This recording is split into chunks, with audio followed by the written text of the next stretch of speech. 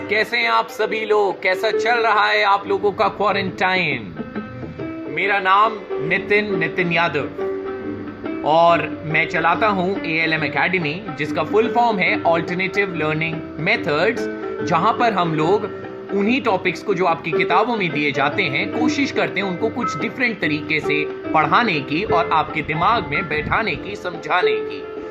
तो दोस्तों, आज मैं आप लोगों के लिए पहला ऑनलाइन लेक्चर फॉर्मली आप लोगों के लिए रिकॉर्ड कर रहा हूं। दो मेरा सेटअप उतना फॉर्मल नहीं है, जैसा कि आप देख सकते हैं मैं अपने घर के लॉन में खड़ा हूं इस टाइम।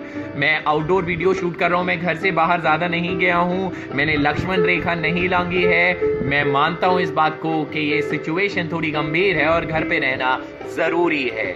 तो गाइस, सबसे पहले जो लोग आप लोग जो है उसको फॉलो कर लीजिएगा, राइट? चलिए, तो अब शुरू करते हैं मैक्रो इकोनॉमिक्स का सफर। आई बिलीव आप सब लोगों को इतना तो पता ही होगा कि हमारे पास 12th क्लास में दो बुक्स हैं। मैक्रो इकोनॉमिक्स है हमारे पास और इंडियन इको है। टोटल 100 मार्क्स का सब्जेक्ट है हमारा। पॉज।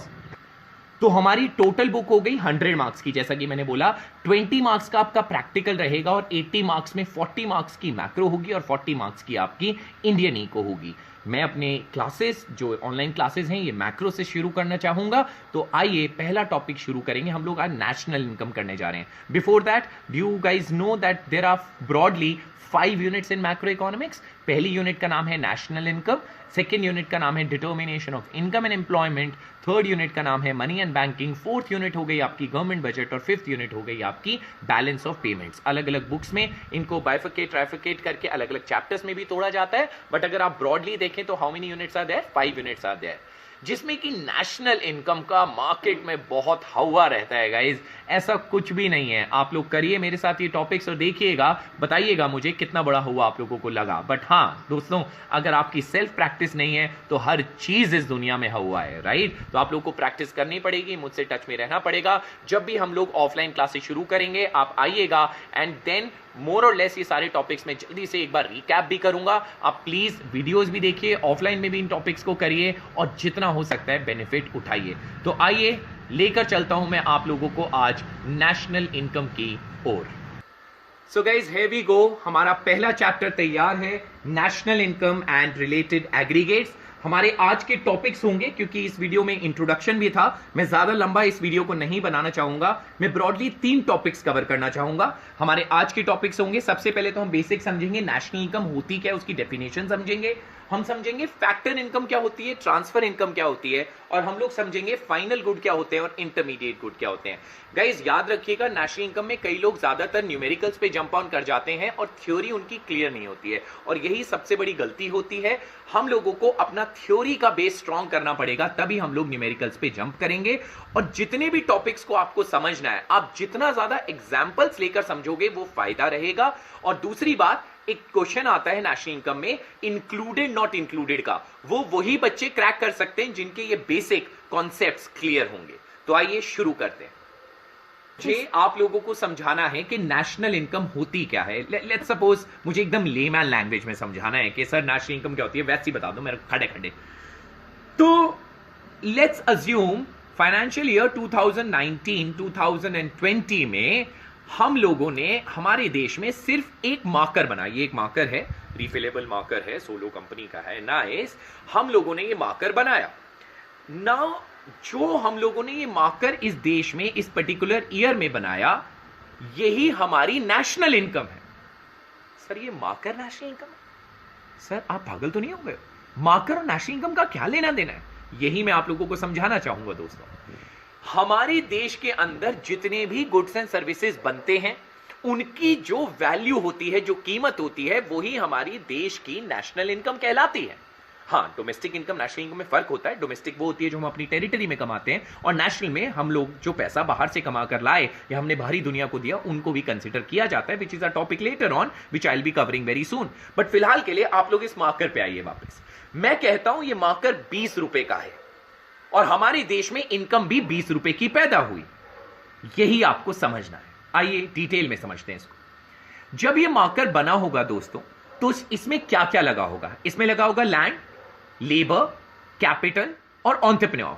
आप सभी लोगों ने पढ़ा होगा, ये 4 हमारे जो हैं बेसिक फैक्टर्स ऑफ प्रोडक्शन है। और ये फ्री में काम नहीं करते दोस्तों। लैंड क्या मांगता है? रेंट। लेबर क्या मांगती है? वेजेस। कैपिटल क्या मांगता है? इंटरेस्ट। और एंटरप्रेन्योर क्या मांगता है? प्रॉफिट दे दो मुझे। यानी कि जब ये 20 रुपए का मार्कर बना होगा तो अज्यूम करते हैं इस पे रेंट दिया होगा हम लोगों ने कितना? 5 रुपए। वेजेस कितनी दी? 5 रुपए। कैपिटल पे इंटरेस्ट कितना दिया? 5 रुपए। एंटरप्रेन्योर ने प्रॉफिट कितना रखा? 5 रुपए। तो 5 5 5 जब हम 4 बार जोड़ेंगे तो क्या बन गया? 20। यानी कि ये मार्कर पैदा जरूर हुआ है हमारे देश में, लेकिन इसने लोगों को 5 5 रुपए कर टोटल 20 रुपए की इनकम हमारे देश में पैदा की है। अगर किसी ने नेशनल इनकम की डेफिनेशन पढ़ी हो, it talks about the value of goods and services produced, इसी के बारे में वो बात करता है। बट उसमें और भी कंसिडरेशन आ जाते हैं, फीफा फीटा के कंसिडरेशन आ जाते हैं, वो सब चीजें हम लोग आगे करने वाले हैं। बट बेसिक आप याद रखिएगा, जब भी हम लोग नेशनल इनकम चैप्टर शुरू कर रहे हैं, इस मार्कर को ध्यान रखिएगा और याद रखिएगा, जो भी गुड बनेगा, ये शर्ट बनी है, ट्राउजर बनी है, ये बोर्ड बना है, कुछ भी बना है, इन सभी चीजों की वैल्यू नेशनल इनकम में जुड़ती है। नेशनल इनकम इसी को कहते हैं। इनकम की टेक्निकल डेफिनेशंस आप लोगों को नीचे लिंक में मिल जाएंगी, जो नोट्स के रूप में आपके पास है, वो आप लोग याद कर लीजिएगा। बेसिक मतलब मैंने आप लोगों को समझा दिया। अब आगे बढ़ते हैं। एक बड़ा इंपॉर्टेंट कॉन्सेप्ट है दोस्तों, फैक्टर इनकम और ट्रांसफर इनकम का, ये जरूर समझिएगा। फैक्टर इनकम, इसको फैक्टर पेमेंट, ट्रांसफर पेमेंट के हिसाब से भी पढ़ाया जाता है। लॉजिक सेम है। इनकम रिसीविंग एंड से होती है और पेमेंट जो पे कर रहा है उसके एंड से होती है, बट नेचर वही रहता है। सो फॉर एग्जांपल, अगर मैं आपकी क्लासेस ले रहा हूं और आप मुझे पैसे दे देते हैं, तो वो मेरी कौन सी इनकम कहलाएगी? मेरी फैक्टर इनकम कहलाएगी। फैक्टर इनकम वो इनकम होती है जिसके अगेंस्ट आपने कोई गुड या सर्विस रेंडर किया है, गुड प्रोड्यूस करके दिया है या आपने कोई सर्विस रेंडर की है। वहीं transfer income is a mere transfer from one pocket to another pocket. इसको एग्जांपल से ही बेहतर तरीके से समझा जा सकता है। फॉर एग्जांपल, जब आप किसी को रेंट देते हैं, क्यों देते हैं? क्योंकि उसने अपनी जमीन दी है। लेबर जब मेहनत करती है तो उसको क्या मिलती है? वेजेस मिलती है। तो हर जगह क्या होगा? बदला। आपने कोई सर्विस दी, आपने कोई गुड दिया और उसके बदले क्या आई? पेमेंट आई। मेरा हैप्पी बर्थडे है और आप सभी लोगों ने 10-10 रुपए जोड़कर या 100-100 रुपए जोड़कर मुझे 10 लाख रुपए मेरे बर्थडे पे मुझे गिफ्ट दिए, तो वो मेरी फैक्टर इनकम नहीं है, वो मैंने मेहनत से नहीं कमाया है, वो मुझे सिर्फ मिल गया है। तो वो मेरी कौन सी इनकम कहलाएगा दोस्तों? वो मेरी ट्रांसफर इनकम होगा, because it is a mere transfer from your pocket to my pocket. Sir बड़े चालू हो सर, केक नहीं खिलाओगे इसके बदले? अरे केक तो खिला दूंगा, बट 10 लाख रुपए का थोड़ी ना खिलाने वाला हूं।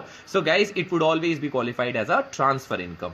ये डिफरेंस जानना जरूरी क्यों है? क्योंकि जिस दिन हम लोग नेशनल इनकम का आकलन करते हैं, जब उसका मेजरमेंट करते हैं, तो नेशनल इनकम के मेजरमेंट में सिर्फ मेहनत का पैसा, यानी कि फैक्टर इनकम, जिसके बदले कोई गुड या सर्विस देश के अंदर पैदा हुआ है, सिर्फ वही ली जाती है नेशनल इनकम और डोमेस्टिक इनकम में। ट्रांसफर इनकम्स को नेशनल इनकम, डोमेस्टिक इनकम में गाइस कभी भी नहीं लेते।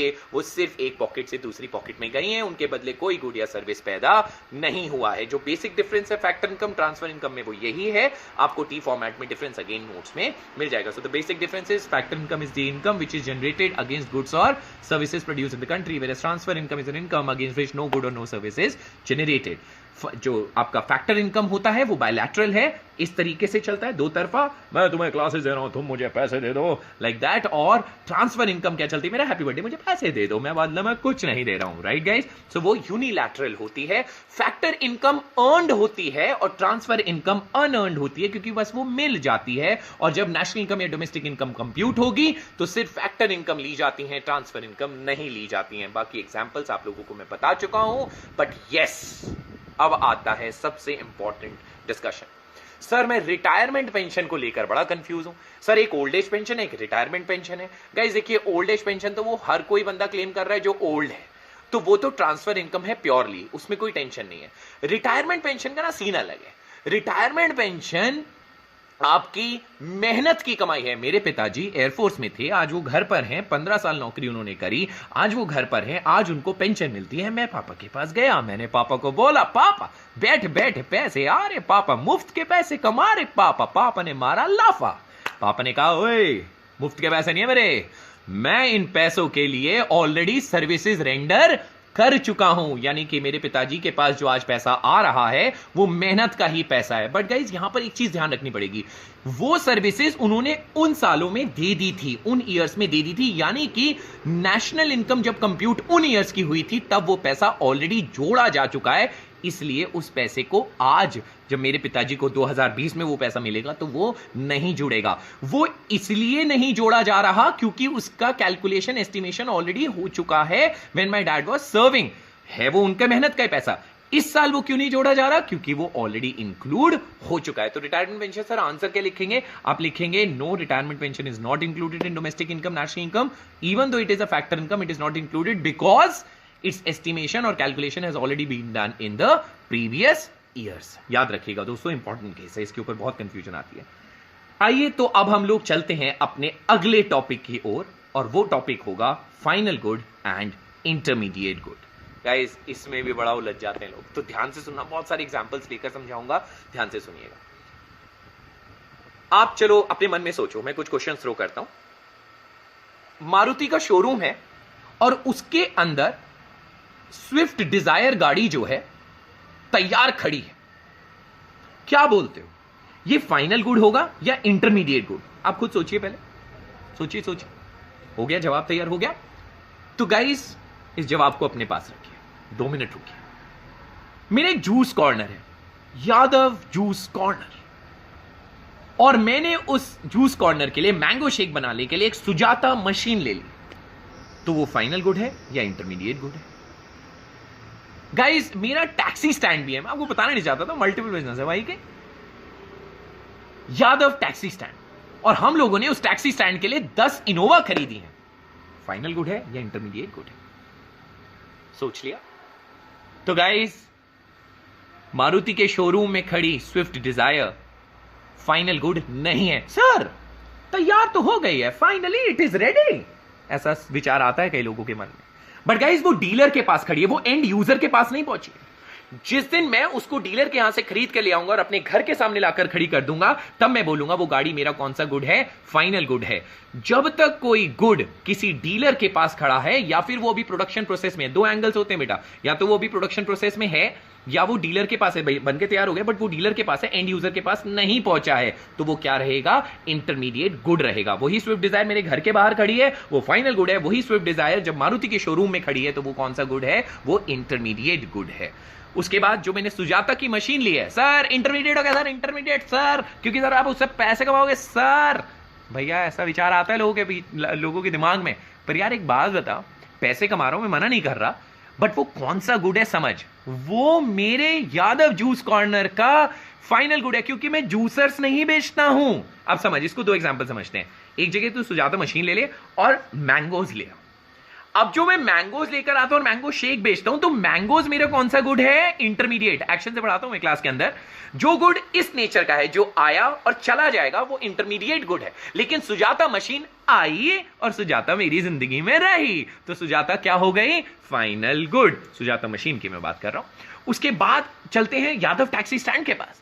यादव टैक्सी स्टैंड ने जो 10 इनोवा खरीदी है गाइस, वो यादव टैक्सी स्टैंड की फाइनल गुड है। याद रखिएगा इस बात को, वो मेरी फाइनल गुड है, क्योंकि मैं टैक्सीज नहीं बेचता हूं आगे। हाँ, मैं टोयोटा का डीलर होता और मैं इनोवास को आगे बेचता, तो मेरे लिए इनोवा क्या होती, इंटरमीडिएट गुड। बट इस टाइम पे वो क्या होगी, मेरा फाइनल गुड। पर सर आप उससे पैसे नहीं कमाते, भैया ये कंसर्न नहीं होता।